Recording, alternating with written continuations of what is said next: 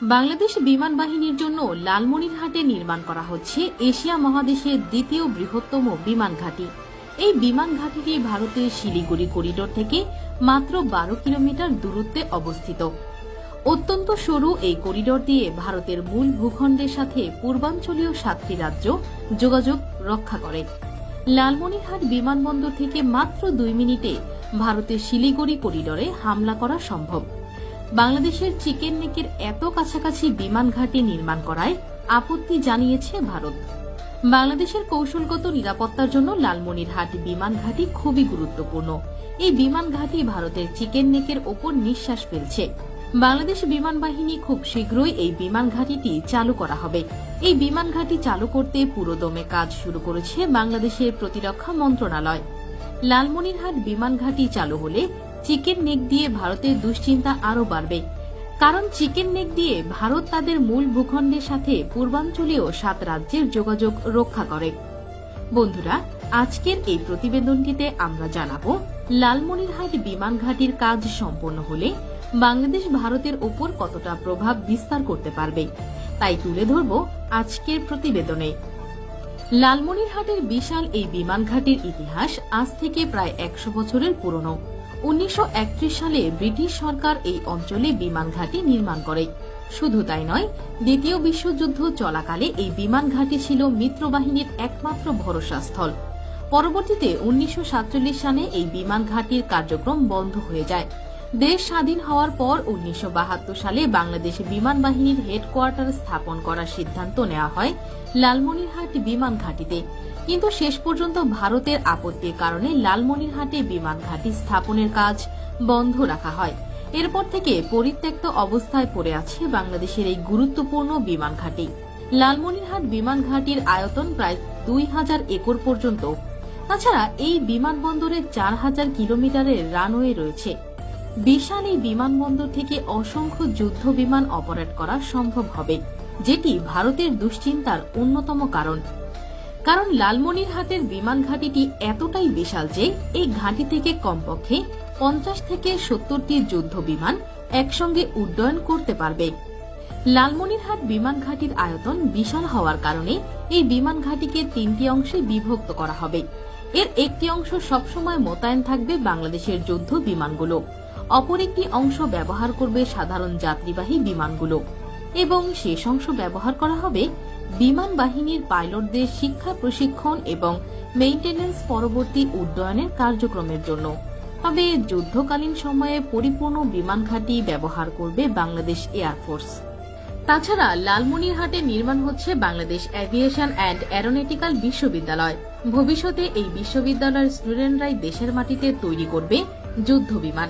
ইতিমধ্যে এই বিশ্ববিদ্যালয়টিকে আধুনিকায়নে প্রযুক্তিগত সহযোগিতার প্রতিশ্রুতি দিয়েছেন যুক্তরাষ্ট্র এবং ফ্রান্স। এছাড়া বাংলাদেশের লালমনিরহাট বিমানবন্দরকে বিদেশি বিমানের রক্ষণাবেক্ষণ এবং মেরামতের জন্য একটি কেন্দ্র হিসেবে গড়ে তোলার উদ্যোগ গ্রহণ করেছে বাংলাদেশ।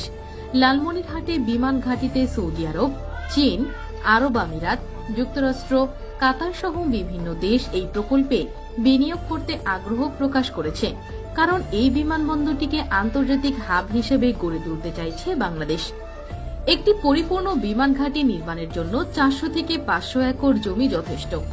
সেক্ষেত্রে লালমনিরহাট বিমান ঘাঁটি 3 ভাগে বিভক্ত হলেও 700 একর জমি পাবে বাংলাদেশ এয়ারফোর্স। লালমনিরহাট বিমান ঘাঁটি নিয়ে ভারতের আপত্তির মূল কারণ হচ্ছে এই বিশাল বিমান ঘাঁটিটি ভারতের চিকেন নেকের খুবই কাছাকাছি অবস্থান হলেও ভৌগোলিক কারণে ভারত আর্টিলারি দিয়ে এই বিমান ঘাঁটি ধ্বংস করতে পারবে না, কারণ লালমনিরহাটের সীমান্তের ওপারে তিস্তা নদীর অববাহিকায় ঘন বন জঙ্গল দিয়ে ঘেরা। এজন্য সেখানে স্থলপথে সেনা মুভমেন্ট করা অত্যন্ত কঠিন।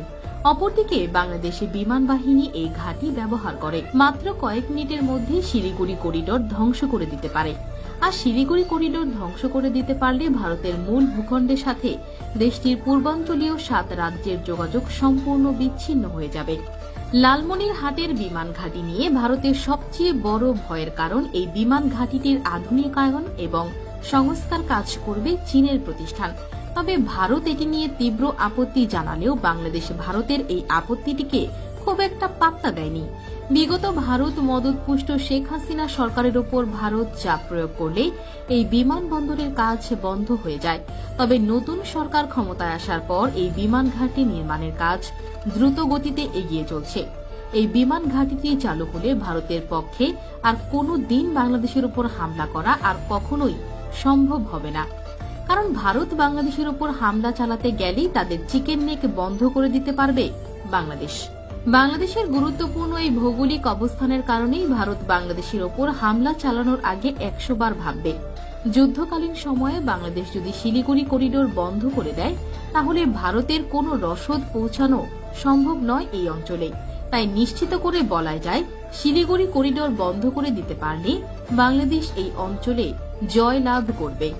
ভারতের 7 সিস্টার্স বা পূর্বাঞ্চলীয় 7টি রাজ্যের আয়তন 2,62,184 বর্গ কিলোমিটার আয়তন, যেটি বাংলাদেশ থেকেও দ্বিগুণ বড়। শিলিগুড়ি করিডোরের নিকট ভারতের সবচেয়ে নিকটতম দূরত্বে বিমান ঘাঁটি হচ্ছে হাসিমারা বিমান ঘাঁটি। এই হাসিমারা বিমান ঘাঁটি থেকে বাংলাদেশ সীমান্তের দূরত্ব 120 কিলোমিটার। অপরদিকে বাংলাদেশ থেকে ভারতের লালমনিরহাট থেকে ভারতের শিলিগুড়ি করিডোরের দূরত্ব মাত্র 12 কিলোমিটারেরও কম। তাছাড়া ভারতের হাসিমারা বিমান ঘাঁটির রানওয়ে মাত্র 2.1 কিলোমিটার, যেখানে লালমনিরহাট বিমান ঘাঁটির আয়তন 4 কিলোমিটার। আয়তনে ভারতের হাসিমারা বিমান ঘাঁটির তুলনায় বাংলাদেশের লালমনিরহাটের বিমান ঘাঁটি দ্বিগুণেরও বেশি বড়। তাই এই বিমান ঘাঁটি নির্মাণ কাজ সম্পন্ন হলে নিশ্চিতভাবেই চাপে পড়বে ভারত। তবে সদ্য নির্মিত এই বিমান ঘাঁটিতে নিজেদের অবস্থানকে শক্তিশালী করতে আধুনিক যুদ্ধ বিমান প্রয়োজন। যদিও 2030 সাল নাগাদ আধুনিক যুদ্ধ বিমান ক্রয়ের প্রক্রিয়া চলমান রেখেছে বাংলাদেশ। চীন, পাকিস্তান, যুক্তরাষ্ট্র, রাশিয়া, ফ্রান্স সহ বিশ্বের বিভিন্ন দেশের সঙ্গে যুদ্ধ বিমান ক্রয়ের আলোচনা চালিয়ে যাচ্ছে বাংলাদেশ। খুব শীঘ্রই নতুন আরও আধুনিক যুদ্ধ বিমান বাংলাদেশের বহরে যুক্ত হবে।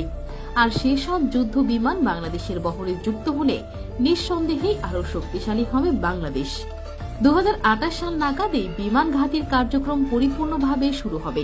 অনাকাঙ্ক্ষিতভাবে ভারতের সাথে বাংলাদেশের যদি কখনো যুদ্ধ শুরু হয়, তাহলে লালমনিরহাটের এই বিমান ঘাঁটিটি বাংলাদেশের জয়ে গেম চেঞ্জার ভূমিকা পালন করবে।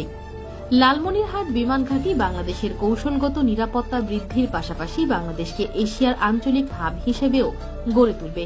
কারণ লালমনিরহাট বিমান ঘাঁটি ব্যবহার করে চীন, ভুটান, নেপাল, থাইল্যান্ড সহ পৃথিবীর বিভিন্ন দেশ তাদের পণ্য পরিবহন করতে পারবে।